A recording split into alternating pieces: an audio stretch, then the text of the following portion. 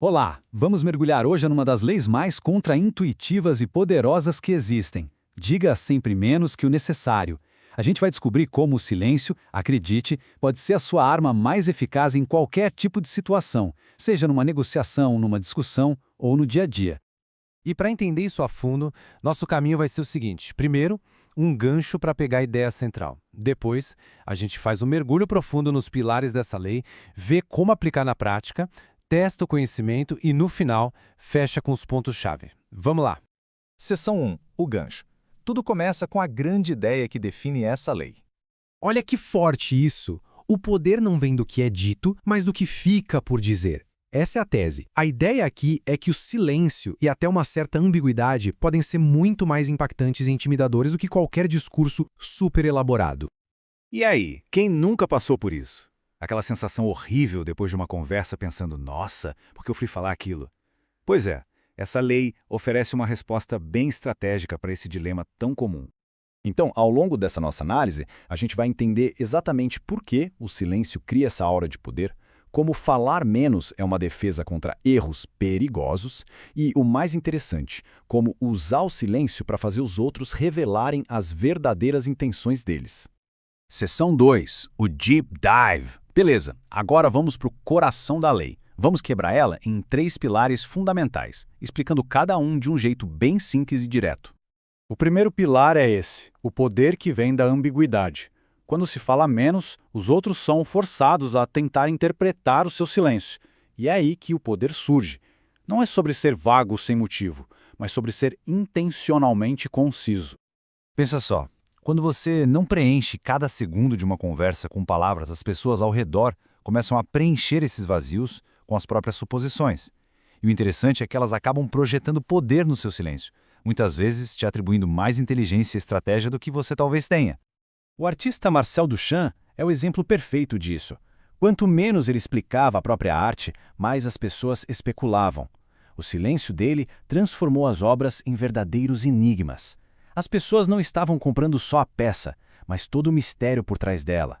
E isso, claro, aumentou imensamente o valor do trabalho dele. O segundo pilar é pura autodefesa. Falar menos é, sem dúvida, a melhor proteção que existe contra o risco de dizer algo bobo, ou pior, algo perigoso que pode simplesmente destruir uma reputação. É quase matemático, né? Uma vez que as palavras saem da boca, já era. Não dá para pegar de volta. Cada palavra a mais é uma nova chance de cometer um erro. O silêncio, por outro lado, funciona como uma fortaleza que impede aquelas gafes que podem assombrar uma carreira por anos. E a história nos dá um exemplo trágico disso, o general romano Coriolano. Ele tinha a vitória nas mãos, era um herói de guerra, a reputação dele era impecável, mas a incapacidade de controlar as palavras, aquela necessidade de se gabar, destruiu tudo.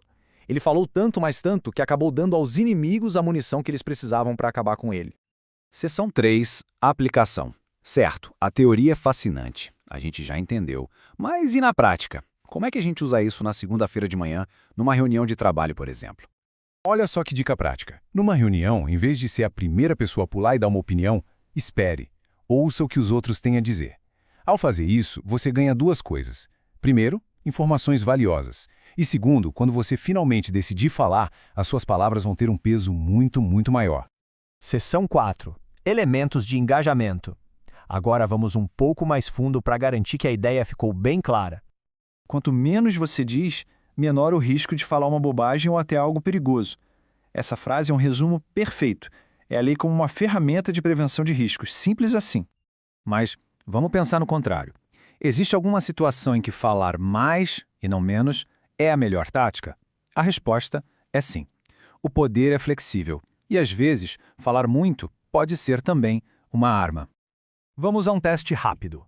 E a resposta certa é a B.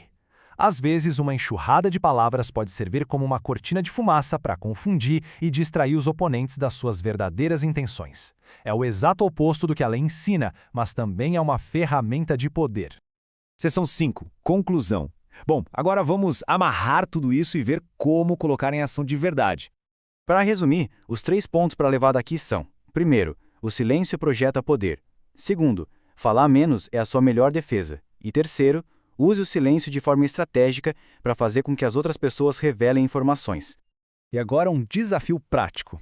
Nas próximas 24 horas, escolha uma conversa qualquer e tente conscientemente falar uns 25% menos. Não é para ficar mudo, é só para ser mais observador. E aí, veja o que acontece. Observe as reações, as informações que aparecem e o novo peso que as suas palavras vão ter. Lembre-se sempre disso. O que se deixa de dizer pode ser o que define o sucesso. Essa lei não é sobre manipulação, é sobre controle e estratégia. O poder, muitas vezes, mora justamente no que não é dito, naquele movimento silencioso e bem calculado.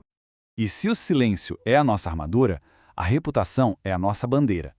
No nosso próximo encontro, a gente vai mergulhar de cabeça na quinta lei. Defenda sua reputação com a própria vida. Fica o convite. Até lá!